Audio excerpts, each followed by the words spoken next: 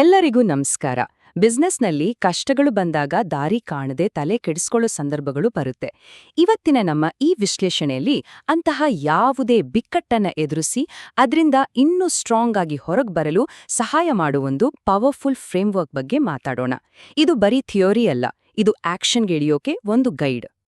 ಒಂದು ಕ್ಷಣ ಕಲ್ಪನೆ ಮಾಡ್ಕೊಳ್ಳಿ, ನಿಮ್ಮ ಕಂಪನಿ ಒಂದು ದೊಡ್ಡ ತಪ್ಪು ಮಾಡ್ಬಿಟ್ಟಿದೆ. ಫೋನ್ಗಳು ನಿಲ್ದೇ ರಿಂಗ್ ಆಗ್ತಾನೇವೆ, ಸೋಷಿಯಲ್ ಮೀಡಿಯಾದಲ್ಲಂತೂ ಜನ ಹಿಗ್ಗಾಮುಗ್ಗಾ ಬೈತಿದ್ದಾರೆ, ಮತ್ತೆ ನಿಮ್ ಟೀಮ್ಗೆ ಏನ್ ಮಾಡೋದು ಅಂತಾನೆ ಗೊತ್ತಾಗ್ತಿಲ್ಲ. ಇಂಥ ಒತ್ತಡದ ಬಿರುಗಾಳಿಯಲ್ಲಿ ಮುಂದಿನ ಹೆಜ್ಜೆ ಏನಾಗಿರ್ಬೇಕು? ಇಂತಹ ಗೊಂದಲದ ನಡುವೆ ಭಯ ಆಗೋದು ಸಹಜ, ಆದ್ರೆ ಅದರಿಂದ ದಾರಿ ಸಿಗಲ್ಲ ಅಲ್ವಾ? ನಮಗೆ ಬೇಕಾಗಿರೋದು ದಾರಿದೀಪ, ಒಂದು ಕಂಪಸ್.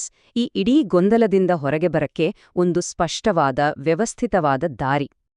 ಈ ಇಡೀ ಫ್ರೇಮ್ವರ್ಕ್ ಇದೆಯಲ್ಲ, ಅದರ ತಿರುಳೇ ಒಂದು ಪ್ರಶ್ನೆಯಲ್ಲಿದೆ.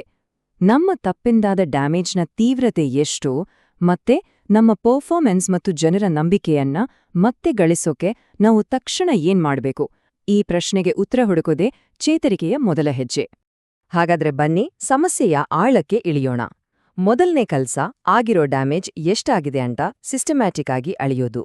ಆಗ ಮಾತ್ರ ನಮ್ಗೆ ಪರಿಸ್ಥಿತಿಯ ಒಂದು ಕ್ಲಿಯರ್ ಪಿಕ್ಚರ್ ಸಿಗುತ್ತೆ, ಮತ್ತೆ ಮುಂದಿನ ಹೆಜ್ಜೆ ಇಡೋಕೆ ಸಾಧ್ಯವಾಗುತ್ತೆ. ಈ ಅನಾಲಿಸಿಸ್ಗೆ 3 ಮುಖ್ಯ ಪಿಲ್ಲರ್ಗಳಿವೆ. ಮೊದಲನೇದು ಆರ್ಥಿಕ ಪರಿಣಾಮ, ಅಂದ್ರೆ ದುಡ್ಡಿನ ಮೇಲೆ ಆದ ನೇರ ಹೊಡೆತ. ಎರಡನೇದು ಕಾರ್ಯಾಚರಣೆಯ ಪರಿಣಾಮ, ಅಂದ್ರೆ ನಮ್ಮ ದಿನನಿತ್ಯದ ಕೆಲ್ಸಗಳಿಗೆ ಉಂಟಾದ ಅಡ್ಡಿ. ಮತ್ತೆ ಮೂರನೇದು ತುಂಬಾನೇ ಸೆನ್ಸಿಟಿವ್ ಆದ ಖ್ಯಾತಿಯ ಮೇಲಿನ ಪರಿಣಾಮ. ಈ ಮೂರನ್ನೂ ಅರ್ಥ ಮಾಡ್ಕೊಂಡ್ರೆ ಮಾತ್ರ ನಮ್ಗೆ ಕಂಪ್ಲೀಟ್ ಚಿತ್ರಣ ಸಿಗೋದು. ಈಗ ನಾವು ಮೊದಲಿಗೆ ಕಣ್ಣಿಗೆ ಕಾಣೋ, ನೇರವಾಗಿ ಲೆಕ್ಕ ಹಾಕೋಕೆ ಆಗೋ ನಷ್ಟಗಳ ಬಗ್ಗೆ ಮಾತಾಡೋಣ.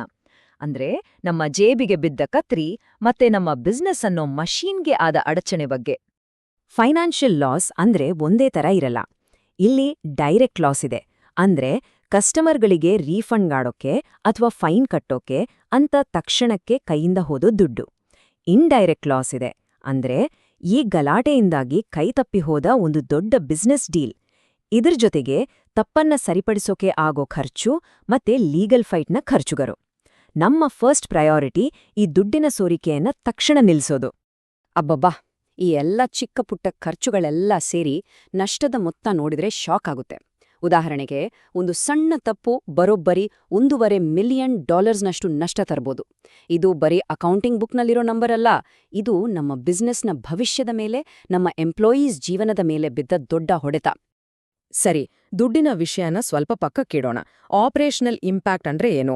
ಇದು ನಮ್ಮ ಬಿಸ್ನೆಸ್ನ ಹೃದಯದಂತಿರೋ ದಿನನಿತ್ಯದ ಕೆಲಸಗಳಿಗೆ ಆಗೋ ತೊಂದ್ರೆ. ಪ್ರೊಡಕ್ಷನ್ ನಿಂತೋಗ್ಬೋದು, ಸಪ್ಲೈ ಚೈನ್ ಬ್ರೇಕ್ ಆಗ್ಬೋದು, ಅಥವಾ ಕಸ್ಟಮರ್ ಸರ್ವಿಸ್ ಸಂಪೂರ್ಣವಾಗಿ ಕುಸಿದೋಗ್ಬೋದು. ಇದು ಬಿಸ್ನೆಸ್ನ ಹಾರ್ಟ್ ಬೀಟ್ನೇ ನಿಲ್ಲಿಸ್ದ ಹಾಗೆ. ಈ ಚಾರ್ಟ್ ನೋಡಿ, ಇದು 1000 ಮಾತ್ ಹೇಳುತ್ತೆ. ಇದು ಘಟನೆ ನಡೆಯೋಕ್ಕೂ ಮೊದಲು ಮತ್ತು ಆದ್ಮೇಲೆ ಕಂಪನಿಯ ಆದಾಯ ಮತ್ತೆ ಕಸ್ಟಮರ್ಗಳನ್ನ ಉಳಿಸ್ಕೊಳ್ಳೋ ಪ್ರಮಾಣದಲ್ಲಿ ಆದ ದೊಡ್ಡ ಕುಸಿತವನ್ನ ತೋರಿಸ್ತದೆ. ಕಸ್ಟಮರ್ಗಳನ್ನ ಕಳ್ಕೊಂಡ್ವಿ ಅಂದ್ರೆ ಭವಿಷ್ಯದ ಆದಾಯದ ಮೂಲವನ್ನೇ ಕಳ್ಕೊಂಡಾಗೆ. ಇದು ನಮ್ಮ ಬಿಸ್ನೆಸ್ನ ಹೆಲ್ತ್ ಹಾಳಾಗಿರೋದಿಕ್ಕೆ ಕ್ಲಿಯರ್ ಸಿಗ್ನಲ್. ಈ ನಂಬರ್ಗಳು ನಮ್ಮ ಕಣ್ಣು ತೆರೆಸ್ಬೇಕು ಅಲ್ವಾ? ಇಲ್ಲಿಯವರೆಗೂ ನಾವು ಲೆಕ್ಕ ಹಾಕಬಹುದಾದ ನಷ್ಟಗಳ ಬಗ್ಗೆ ಮಾತಾಡಿದ್ವಿ. ಈಗ ನಾವು ತುಂಬಾನೇ ಅಪಾಯಕಾರಿಯಾದ, ಸುಲಭವಾಗಿ ಕಣ್ಣಿಗೆ ಕಾಣಲ್ಲ ಆದ್ರೆ ತುಂಬಾ ದಿನ ಕಾಡೋ ಗಾಯಗಳ ಬಗ್ಗೆ ಮಾತಾಡೋಣ. ಅದೇ ನಮ್ಮ ಕಂಪನಿಯ ರೆಪ್ಯುಟೇಷನ್ಗೆ ಆಗೋ ಡ್ಯಾಮೇಜ್. ಬಿಸ್ನೆಸ್ನಲ್ಲಿ ನಂಬಿಕೆ ಅನ್ನೋದೇ ನಿಜವಾದ ಕರೆನ್ಸಿ. ಒಮ್ಮೆ ಅದನ್ನ ಕಳ್ಕೊಂಡ್ರೆ ಮತ್ತೆ ಗಳಿಸೋದು ತುಂಬಾನೇ ಕಷ್ಟ. ಈ ಮಾತು ಎಷ್ಟು ನಿಜ ಅಲ್ವಾ? ದುಡ್ಡನ್ನ ಮತ್ತೆ ಸಂಪಾದಿಸ್ಬೋದು, ಆದ್ರೆ ಒಮ್ಮೆ ಕಳೆದುಹೋದ ನಂಬಿಕೆಯನ್ನ ಮತ್ತೆ ಕಟ್ಟೋಕೆ ವರ್ಷಗಳೇ ಬೇಕಾಗ್ಬೋದು. ಈ ಪರಿಣಾಮ ಕೇವಲ ನಮ್ಮ ಕಂಪನಿಗೆ ಸೀಮಿತ ಆಗಿರಲ್ಲ. ಈ ಚಾರ್ಟ್ ತೋರಿಸೋ ಹಾಗೆ ಇದು ಹೇಗಂದ್ರೆ ನೀರಿಗೆ ಕಲ್ಲೆಸ್ದಾಗ ಆಗೋ ಅಲೆಗಳಿದ್ದ ಹಾಗೆ. ಇದರ ಅಲೆಗಳು ಕಸ್ಟಮರ್ಸ್, ಇನ್ವೆಸ್ಟರ್ಸ್, ಎಂಪ್ಲಾಯೀಸ್ ಮತ್ತೆ ಪಬ್ಲಿಕ್ ಮೇಲೂ ಪರಿಣಾಮ ಬೀರುತ್ತೆ. ಪ್ರತಿಯೊಬ್ಬರ ಕಣ್ಣಲ್ಲೂ ನಮ್ಮ ವ್ಯಾಲ್ಯೂ ಕಡಿಮೆ ಆಗ್ಬಿಡುತ್ತೆ. ಇದರಲ್ಲಿ ನಾವು ಅತಿ ಹೆಚ್ಚು ತಲೆ ಕೆಡಿಸ್ಕೊಳ್ಬೇಕಾಗಿದ್ದು ಲಾಂಗ್ ಟರ್ಮ್ ಎಫೆಕ್ಟ್ಸ್ ಬಗ್ಗೆ. ನಂಬಿಕೆಗೆ ಧಕ್ಕೆ ಬಂದ್ರೆ ಫ್ಯೂಚರ್ ಬಿಸ್ನೆಸ್ಗೆ ಹೊಡೆತ ಬೀಳುತ್ತೆ. ಟೀಮ್ ಸ್ಪಿರಿಟ್ ಕಡಿಮೆ ಆದ್ರೆ ಒಳ್ಳೊಳ್ಳೆ ಎಂಪ್ಲಾಯೀಸ್ ಕಂಪನಿ ಬಿಟ್ಟು ಹೋಗ್ಬೋದು. ಮತ್ತೆ ಲೀಡರ್ಶಿಪ್ ಮೇಲೆ ಭರವಸೆ ಹೋದ್ರೆ ಇಡೀ ಕಂಪನಿಯೇ ದಾರಿ ತಪ್ಪಬಹುದು. ಇವೆಲ್ಲ ಬಿಸ್ನೆಸ್ ಅನ್ನ ನಿಧಾನವಾಗಿ ಕೊಲ್ಲೋ ವಿಷ ಇದ್ದಾಗೆ. ಓಕೆ, ಡ್ಯಾಮೇಜ್ ಎಷ್ಟಾಗಿದೆ ಅಂತ ಅಳದ್ವಿ, ಅನಲೈಸ್ ಮಾಡಿದ್ವಿ. ಈಗ ಮುಂದೇನು? ಬರೀ ಅನಾಲಿಸಿಸ್ ಮಾಡಿದ್ರೆ ಸಾಕಾಗಲ್ಲ. ಈಗ ಅನಾಲಿಸಿಸ್ನಿಂದ ಆಕ್ಷನ್ಗೆ ಇಳಿಯೋ ಟೈಮ್ ಬಂದಿದೆ. ಪುನರ್ನಿರ್ಮಾಣಕ್ಕೆ ಒಂದು ಸ್ಪಷ್ಟವಾದ, ಕಾರ್ಯರೂಪಕ್ಕೆ ತರಬಹುದಾದ ಪ್ಲಾನ್ ಮಾಡ್ಬೇಕು. ಈ ಟೈಮ್ ಲೈನ್ ನೋಡಿ, ಇದು ಬಿಕ್ಕಟ್ಟು ಹೇಗೆ ಹಂತ ಹಂತವಾಗಿ ದೊಡ್ಡದಾಯಿತು ಅನ್ನೋ ಕಥೆ ಹೇಳುತ್ತೆ. ಮೊದಲನೇ ದಿನ ಘಟನೆ ನಡೀತು, 7ನೇ ದಿನಕ್ಕೆ ಮೀಡಿಯಾದಲ್ಲಿ ದೊಡ್ಡ ಸುದ್ದಿಯಾಯಿತು ಮತ್ತು 30ನೇ ದಿನಕ್ಕೆ ಜನ ನಮ್ಮನ್ನ ಬಿಟ್ಟು ಹೋಗಕ್ ಶುರು ಮಾಡಿದ್ರು. ನಾವೆಲ್ಲಿ ತಪ್ಪು ಮಾಡಿದ್ವಿ ಮತ್ತು ಮುಂದೆ ಏನ್ ಮಾಡ್ಬೇಕು ಅನ್ನೋದಕ್ಕೆ ಈ ಟೈಮ್ ಲೈನ್ ದಾರಿ ತೋರಿಸುತ್ತೆ. ಹಿಂದಿನ ಅನಾಲಿಸಿಸ್ ಮೇಲೆ ನಾವು ಒಂದು ಕ್ಲಿಯರ್ ರಿಕವರಿ ಪ್ಲಾನ್ ಮಾಡಬಹುದು.